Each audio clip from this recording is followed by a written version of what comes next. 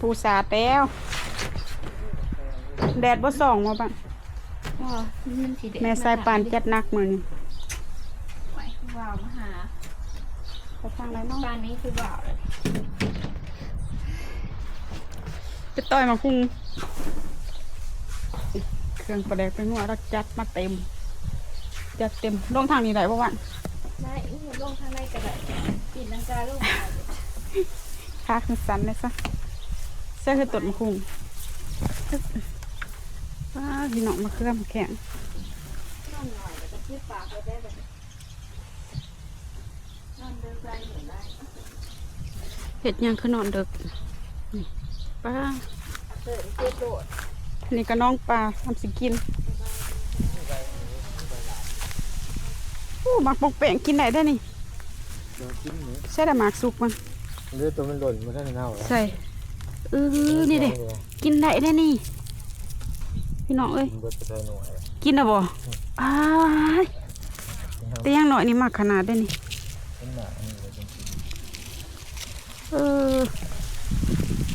เด็ก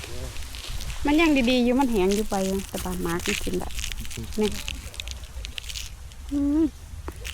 คุณสมหวาน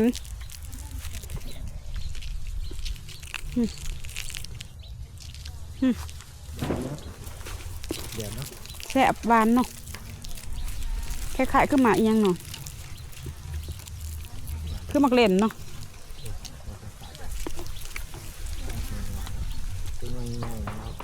คมบาทหนึ่งคมมันต้นอยู่ต้นที่สิ่งไข่กับมันจะได้หนึ่งตำอย่างนี้นะมีหน่อเสยบ้านคือบุกแกงหน่อบ้านหน่อเดียมเนื้อเพื่อน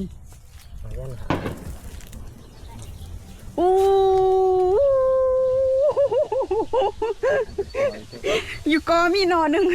อีเมย์อีพอเขาเนี่ยขึ้นมาเป็นสังๆอยู่พี่ป๊าดเป่งหมอบักใหญ่แนมเบิ่งอยู่เงาหน่อเดียวผ่านแนมขึ้นมาต้น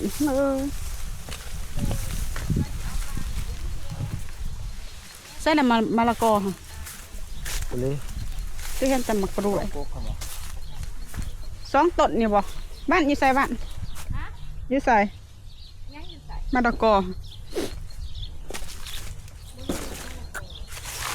ป้าหน่อ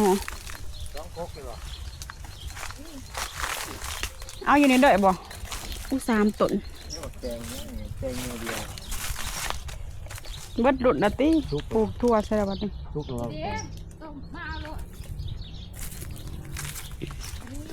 พอขวดสิตำมะคุงเนาะพากูเสือเดียวพอแล้วไม่นึงเอาซ้อมบดเพื่อเด็กหน่อยนะปานไผสิกินเล็กหน่อยก็กินบ่ป้าหมักเผ็ดพี่น้องตะสะออนผู้ดีถ่วมหัวหมักเผ็ดมะคุงผัดต่ำๆหมักเผ็ดคือสูงเนาะเก็บบ่มะเขือนี่วันไปกินกับนี่เก็บมะเขือนี่ได้เก็บโรยมะเขืออย่าไปเก็บไปกินกับตำมะคุงครบสุดเนาะเครื่องตำมะคุงนี่นั่นนี่เพราะมันง่ายๆได้นี่มันคือบ่ได้ดึงบ่หยอดมันสิฮักกระย่างมันโอ้โป่งใหม่ตัดอ่อนเลยนี่โป่งใหม่มะเขือนี่มันบ่เสียปานใดอะไรกับมะเขือนี่ตัวมันบ่เพาะคือมะเขือขาวเลยสีขาวมันเพาะป้าแดดกระสุดหยอดเด้ละน้ำลองซา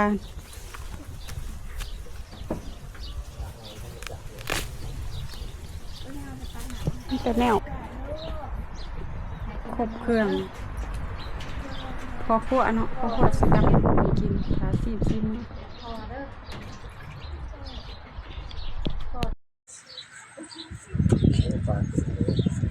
คือแดง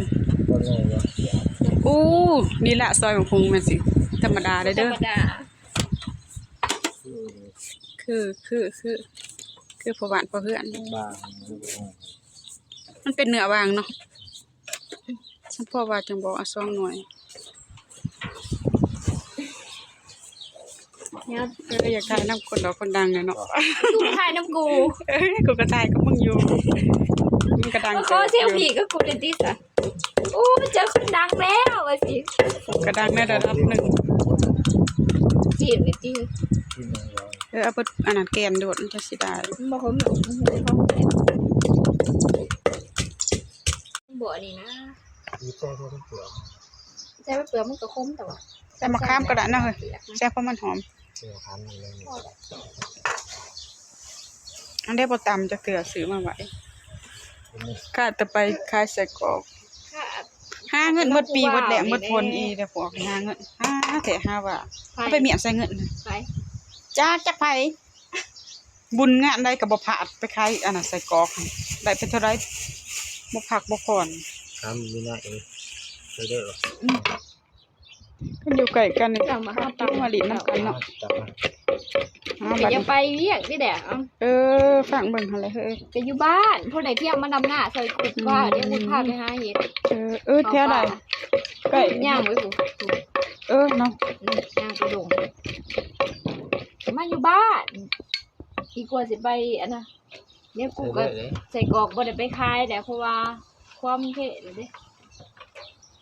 ย่างใส่กรอกเรืออยู่ตู้คะแนนมีแต่สิทางเบิ่งได้เฮ็ดจังได๋ถ้ามันเบิดแต่ก็เบิดหวานนี่ก็คือสิเศร้าไปขายใส่กรอก ยังอยู่บ่ใส่กรอกซื่อ เนี่ยเป็นว่าสิเนาะใจละบ่ห ร ยัง อใส่ ๆป้าเต็มปกพี่น้องเอ้ย อยู่บ้านพ่อบ่ได้เหงาพ่อบ่ได้เบื่อ ใส่ได้แซ่บได้ใส่น้อยแซ่บน้อยยังบ่พอใจอยู่นะยังบ่อยากหยวดบ่ได้ โอ้พอใจเลย ยังอยากเอาอีกอยู่ บ่พอไปแล้ว คักเนาะโคก เก็ นี่ บกด โคกเพื่อน อื กู มหอม ทำง่าย โคกสิบินแล้วมัน นี่เว้ย บ่กุอะ สิจับให้จะเฮ็ดใส่ทับเนาะจังแม่นไว้ สามัคคีรวมพลัง สามัคคีคือพัง สร้างคือที่ทาง เจ็ดบ่ทันได้สิบเลย บ่ได้ ท่านได้สิบดอกกระแดงใส่ได้ดา เสิร์ฟ โย เสิร์ฟไปได้ สิบ่ได้เอามาใส่บ่เคยหน่วยหนึงบ่ได้ใส่เกลือบ่เค็มดอกเนาะ เค็มดอกตัวบ่มักกินเค็ม โอ้บ่มักดอกเฮ็ดกินยามใดมีแต่เค็มเฮ็ดสู่แม่ย่ากินขาบแล้วก็เค็มแล้วก็สิตีอยู่หั่นแหล้วแล้วก็บ่กล้าตีเค็มก็อดเอาดอกขึ้นในใจแล้ว เราบ่ได้เฮ็ดเอง แล้วก็สิคิดอยู่หั่นแหละว่ามันเค็มถ้าเต็มโคก ก่อน เครื่องโคก มักใส่ได้ มื้อนี้เขาจูดบูมบังไฟพี่น้องได้ยินแต่เสียงบังไฟว่าสิไป ใส่เพิ่นก็บ่ใส่เนาะ โอ้มีรถไป ยังเอาบะอยู่ บ่ได้แก่นะเอาไปกลับบ่อืม จากปีกบาได้ มั เนาะ นได้อย่ายั่ว เฮ้ยเดี๋ยวสิไปเก็บผักบกบ่ ชิม เอาได้ร้ายอย่างที่ว่ามันจังสิจักแสนก็ หวานมีความหักและเหนียวหวาน ๆน่ะ ได้ร้ายเอา กำลังสิเกิดได้ในเมืองช่องนี่ ต้องใช้ความหักกำลังสิเกิดได้หวานนะ ชิมติว่า เสียงไงข้าวหนูมูหมักหวานข้าวอย่างหนาวลาย โดนแสน แซ่บ ๆ ติ แซ่บ บ่ แซ่บอยู่ สมอยู่ เอายังอีกพ่อบอก สมแนวเพาะดอก จมนะพ่อนะ ไผบ้านแนวได้บ่ข้าวบ่เพาะ พ่อ พ่อให้ แต่ความมาข้าวหันสม สิบนึง เอาสมอีกบ่บ้าน พ่อแล้ว เอามาข้ามสิบ่ เจ้าข้ามให้ฟ้าหวาน พอแล้วเอ้า ใส่นี่บ่ เอาใส่ ได้หันแหละเขาก็เลือกอยู่ บ้านอันดงนี่ได้บ่ พวกหนูปลากิน มันขึ้นมาอยู่บ่จะหนักขึ้นเนาะ ได้มันก็ขึ้นทิพลงขู่เหมือนหนูสาว เดี๋ยวก่อนเดี๋ยวว่าบอกกันโยนลง โยนลงหน้าเห็ดในกันใหม่แล้ว สิได้ไปงุ้มเอาเฮ็ดลงไปบัดนี้เอายุบ พี่น้องตรวจเต็มตะกร้า ไม่ได้เลยเนาะ เห็ดอาซะโอ้ได้เดืองเนาะ4 มื้อนี้เนาะมาเด้อพี่น้องมากินด้วยกัน